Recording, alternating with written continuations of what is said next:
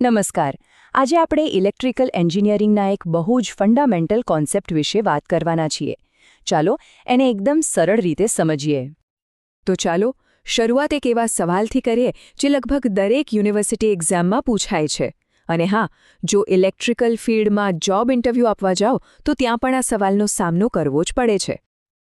અને એનો જવાબ છે માત્ર એક જ મુખ્ય સિદ્ધાંત, અને એ છે મ્યુચ્યુઅલ ઇન્ડક્શન. આખું ટ્રાન્સફોર્મર બસ આ એક જ પાવરફુલ કોન્સેપ્ટ પર કામ કરે છે. તો સવાલ એ થાય કે આ મ્યુચ્યુઅલ ઇન્ડક્શન છે શું? અને એના જેવો જ બીજો એક શબ્દ છે સેલ્ફ ઇન્ડક્શન. આ બંને વચ્ચે શું ફરક છે?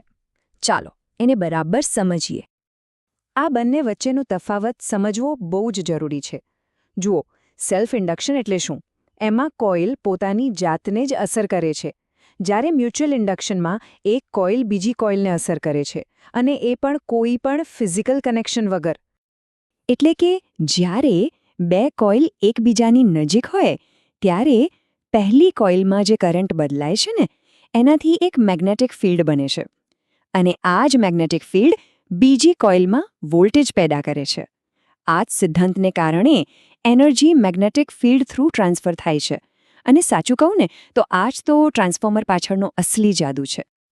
સારું, તો હવે આપણે એ જાણીએ કે ટ્રાન્સફોર્મરની અંદર આખો પ્રોસેસ સ્ટેપ બાય સ્ટેપ કેવી રીતે કામ કરે છે.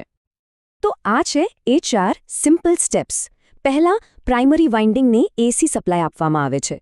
આ એસી કરંટને કારણે કોરમાં એક સતત બદલતું મેગ્નેટિક ફ્લક્સ બને છે. હવે આ ફ્લક્સ કોરમાંથી પસાર થઈને સેકન્ડરી વાઇન્ડિંગને કટ કરે છે. અને બસ મ્યુચ્યુઅલ ઇન્ડક્શનના કારણે જ સેકન્ડરી વાઇન્ડિંગમાં વોલ્ટેજ પેદા થાય છે, જે લોડને પાવર આપે છે. જોયું, એક સર્કિટમાંથી બીજી સર્કિટમાં એનર્જી જાય છે, અને એ પણ કોઈપણ વાયરના કનેક્શન વગર. હવે આ જે કંઈ પણ થાય છે ને, એ કોઈ જાદુ નથી. એની પાછળ ફિઝિક્સનો એક બહુ જ ફંડામેન્ટલ નિયમ કામ કરે છે. અને આ નિયમ આપણને એક ગણતરી કરવાની પણ રીત આપે છે કે આઉટપુટ શું મળશે. આ નિયમ છે ફેરાડેનો નિયમ. પ્રાઇમરી વાઇન્ડિંગ માટે એનું સમીકરણ છે E1 = -N1 dφ/dt. આનો સીધો મતલબ એ છે કે જે વોલ્ટેજ પેદા થાય છે, એટલે કે E1 એ પ્રાઇમરી કોઇલના આંટાની સંખ્યા, એટલે કે N1, અને મેગ્નેટિક ફ્લક્સ કેટલી ઝડપથી બદલાય છે એના પર આધાર રાખે છે. અને બિલકુલ એ જ રીતે આ જ નિયમ સેકન્ડરી વાઇન્ડિંગ માટે પણ લાગુ પડે છે. એનું સમીકરણ છે E2 = -N2 dφ/dt. અહીં પણ વોલ્ટેજ E2 એ સેકન્ડરી કોઇલના આંટાની સંખ્યા N2 પર આધાર રાખે છે. બહુ લોજિકલ છે નહીં? હવે મજાની વાત જુઓ, જ્યારે આપણે આ બંને સમીકરણોને સરખાવીએ છીએ ત્યારે આપણને મળે છે ટ્રાન્સફોર્મેશન રેશિયો, જે છે E2/E1 = N2/N1. આ એકદમ સિમ્પલ ફોર્મ્યુલા છે, પણ બહુ કામની છે.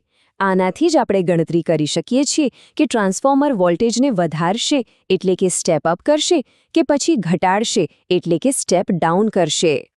તો આ બધી વાતચીત પછી સૌથી અગત્યનો પોઈન્ટ કયો છે જે આપણે યાદ રાખવાનું છે? મુખ્ય શીખ શું છે? જો કોઈ પણ પરીક્ષા કે ઇન્ટરવ્યૂમાં પૂછવામાં આવે તો બસ આટલું જ કહેવાનું છે: ટ્રાન્સફોર્મર એટલા માટે કામ કરે છે કારણ કે એક કોઇલમાંથી બનતું મેગ્નેટિક ફિલ્ડ એનાથી અલગ રહેલી બીજી કોઇલમાં વોલ્ટેજ પેદા કરે છે, અને આ જ છે મ્યુચ્યુઅલ ઇન્ડક્શનનો સિદ્ધાંત. બસ આટલો જવાબ જ સ્પષ્ટ સમજણ બતાવવા માટે પૂરતો છે. અને જરા વિચારો, વાયરના કનેક્શન વગર એનર્જી ટ્રાન્સફર કરવાનો આ એક જ સિદ્ધાંત આપણી આખી આધુનિક દુનિયાને પાવર આપી રહ્યો છે. મોટા પાવર ગ્રીડથી લઈને આપણા ફોનના નાના ચાર્જર સુધી દરેક જગ્યાએ આ અદ્ભુત સિદ્ધાંત જ કામ કરી રહ્યો છે, જે આપણા આ ટેકનોલોજીવાળા જીવનને શક્ય બનાવે છે.